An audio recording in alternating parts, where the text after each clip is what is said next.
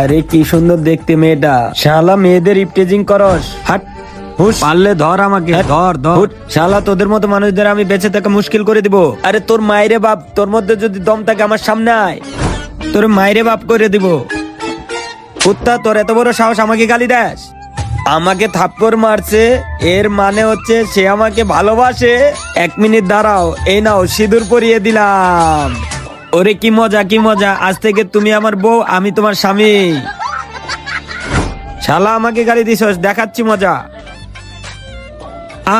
হ্যাঁ, গাল ফুলিয়ে দিছে। হা হা হা, আমি তোমার বউয়ের গাল ফুলিয়ে দিয়েছি। তুমি যদি এই মশার উপর প্রতিশোধ নাও তাহলে আমার স্বামী মানবো তোমাকে। দাঁড়াও, আমি দেখছি। পিতাজি, এই ছেলে আমার খুব পছন্দ, এই ছেলের সাথে আমাকে বিয়ে করিয়ে দেন। ঠিক আছে বেটি, ওকে বিয়ে করে নাও আর মশার প্রজন্ম বৃদ্ধি করো। একে অপরকে মালা পরিয়ে দাও। এখন তোমরা স্বামী স্ত্রী হয়ে গেলে। সর্দার সর্দার, একটা মানুষ আপনার মেয়ে আর মেয়ের জামাইকে বন্দি বানাইছে। কি? না বলবো না, আমার বউ কে? হ্যাঁ, তুমি এদের দুইজনকে বন্দি কেন করছো? এই মশা আমার বউয়ের গাল ফুলিয়ে দিছে, এজন্য আমি এই মশার বউয়ের গাল আমি ফুলিয়ে দিব।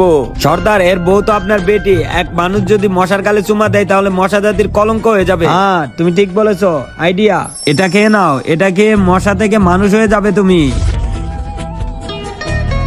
শোনো, এটা হচ্ছে মশার বউ, এটাকে চুম্মা দিয়ে তুমি গাল ফুলিয়ে দাও।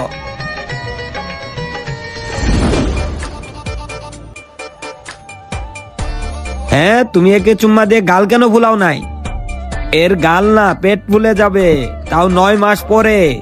আরে বাপরে, আবা, এর তো জিন্দেগি খারাপ হয়ে গেল।